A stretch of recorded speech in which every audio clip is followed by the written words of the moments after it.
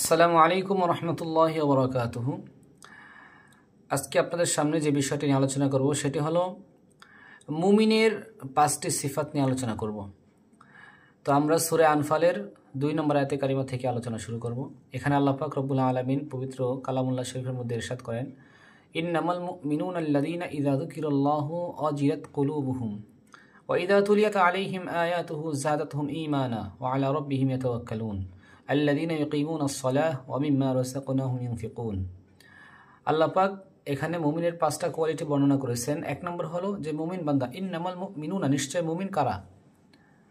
মুমিন হলো ওই সমস্ত বান্দা বান্দিগণ যাদের সামনে আল্লাহ পাকের নাম যখন নেওয়া হবে, ইযা যুকিরাল্লাহ, যখন আল্লাহর নাম তার সামনে স্মরণ করিয়ে দেওয়া হবে, তখন ওয়াজিলাত কুলুবুহুম, তার হৃদয়টা একেবারে নরম হয়ে যাবে, ভীত সন্ত্রস্ত হবে, তার দিলের মধ্যে একটা ধাক্কা লাগবে, আল্লাহর নাম আসছে, এখন আর অন্য কিছু করা যাবে না, আল্লাহর নামের দিকে সাড়া দিই।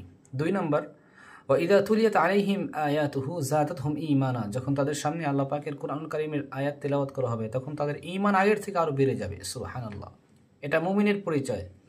মুমিন বান্দা কোরআন তেলাওয়াত করলে যদি ঈমান বাড়ে, বুঝতে হবে তার ভিতরে মুমিনের আলামতগুলো এসেছে। আর অনেকে কোরআন তেলাওয়াত করে কিন্তু মজা পায় না, ঈমান বাড়ে না, তাইলে এটা তার দ্বারা বোঝা গেছে মুমিনের এখন সিফাত আসে নাই। 3 নম্বর, ওয়া আলা রাব্বিহিম ইয়াতাওয়াক্কালুন, মুমিন বান্দা সব সময় ভরসা করবে আল্লাহ পাকের উপরে, অন্য কারো উপরে নয়। 4 নম্বর, মুমিন বান্দা নামাজ কায়েম করবে, আল্লাযীনা ইউকিমুনাস সালাহ, মুমিন বান্দা নামাজ কায়েম করবে। 5 নম্বর, ওয়া মিম্মা রাযাকনাহুম ইউনফিকুন, মুমিন বান্দা আল্লাহ পাক তাকে যতটুকু নিয়ামত দিয়েছেন, অর্থ করি টাকা পয়সা দিয়েছেন, এর থেকে সে সাধ্য অনুযায়ী আল্লাহর রাস্তায় খরচ করবে। এই 5টি গুণ যদি মুমিনের মাঝে থাকে, তো আল্লাহ পাক বলেন, উলাইকা হুমুল মুমিনুনা হাক্কা, তারা হচ্ছে প্রকৃত মুমিন। সুবহানাল্লাহি বিহামদিহি। তো আল্লাহ তাআলা বলে যে আমি তাদেরকে 3টা পুরস্কারে পুরস্কৃত করব। সুবহানাল্লাহি বিহামদিহি।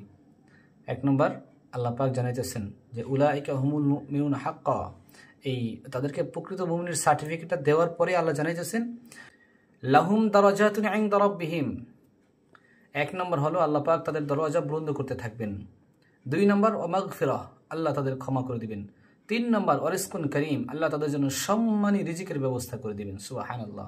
আল্লাহ আমাদের সকলকে মুমিনের 5টি গুণে গুণান্বিত হওয়ার তৌফিক দান করেন। আসসালামু আলাইকুম ওয়া রাহমাতুল্লাহি ওয়া বারাকাতুহু।